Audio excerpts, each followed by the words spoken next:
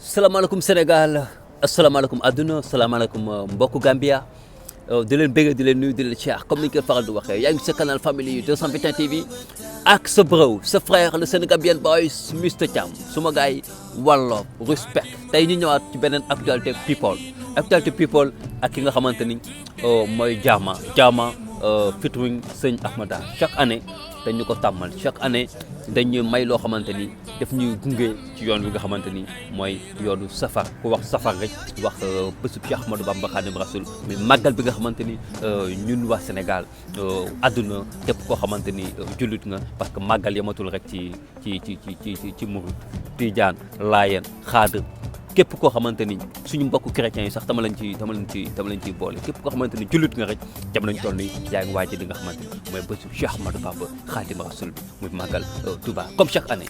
ñoom dañ ñuy indil jaamaan daf ñuy indil chef d'œuvre parce que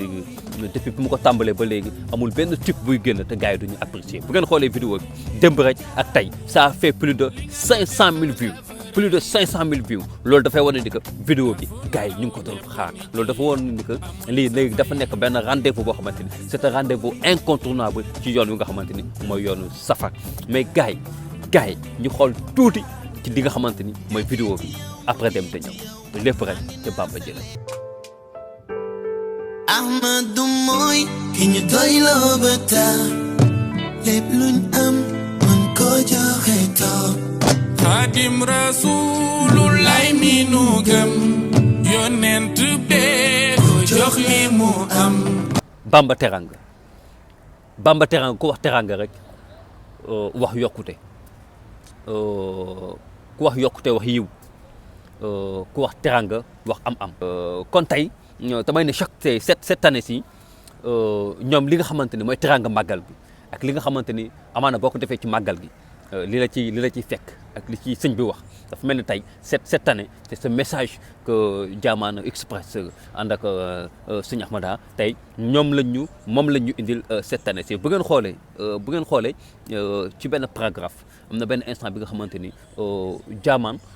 mu ngi ñuy naan yoon wi loo ci ñàkk Bamba fay la lu gën loolu c'est un message très fort boo xamante ni bokk taalibe yi war nañ ci bàyyi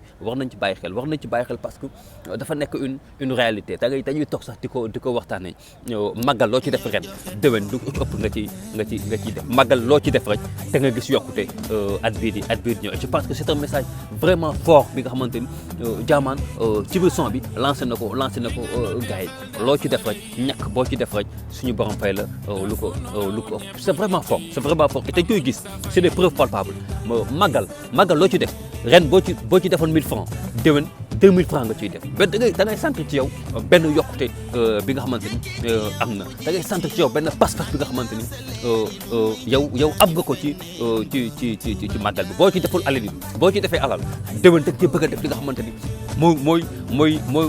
ëpp li nga ci defoon daaw boo ci defee sa doole yi tamit déwén te ngay ñëw bëgg def li nga xamante ni moo ëpp que la nga ci defoon daaw mu nekk un message vraiment important boo xamante ni capturé naa ko ci son bi nee naa la man su may def chronique ci son nekkul ni ni nga ko waxee clash yeeg karang-karang yi ñoo ma ci intéressé li ma intéressé mooy le message important bi nga xamante ni artiste bi mu ngi koy lancé c'est un message vraiment fort yoon bi ñàkk boo ci def rek yoonu sëñ Touba ñàkk boo ci def rek déwén lu ko raw la la sëñ bi di fay kon nañu ñaan yàlla buñ ci def rek ñu def ci ñàkk boo xamante ni ñàkk bu yiw la ngir sëñ bi bu ñuy fay mu fay ñu li nga xamante ni mooy yiw nañu ñaan yàlla buñ ci def ñu def ci li nga xamante ni ñàkk boo xamante ni wala alal goo xamante ni alal gu ñu leew la ngir suba sëñ Touba bi ñuy fay mu fay ñu li nga xamante ni mooy lu leew te mooy lu liw te mooy yokkute boo xamante ni yiw lay doon si ñun c'est un message vraiment fort gars yi ñu siy bàyyi xel yoonu sëñ Touba loo ciy def rek sëñ bi fay la lu ko raw kon ngal yaa nañu gën a farlu di def yiw nañu gën a farlu di ci dugal alal boo xamante ni suñu ñàkk bu leew lañ ko liggéey ndax c'est vraiment important kenn ñaanul yàlla bon nga def ci am boo xamante ni du am buñ ci santaane suba mu nekk zéro mais am na leneen loo xamante ni tamit frappé na ma ci image bi et c'est vraiment normal tamit c'est vraiment normal parce que màggal moom duñ ci wëy wala duñ ci def ay baax te wane wuñu yiw boo xoolee sañ côté góor yi macha allah lépp yiw na côté jigéen ñi tamit macha allah lépp yiw na loolu tamit beneen message la boo xamante ni rek ñu ngi koy lancer à l'encontre de ñi nga xamante ni ñooy dem ci bés bu màggal bi ndax bés bi bés bu taaru la ndax bés bi bés bu yiw la ndax bés bu yàññi la kon buñ ciy dem na solo wi yiw buñ ciy dem na solo wi yàññi gis nga ni jamono yële ñu ngi dégg comme quoi ni que joxe nañu ndigal ni que bu fa soxna ñu ñëw sol ay caaye comme d'habitude chaque année dañ ko doon defee rek ak mode def caaye def yére genre xaw ma abbaye la xaw ma mu rafet mais dafa jekkul tamit ci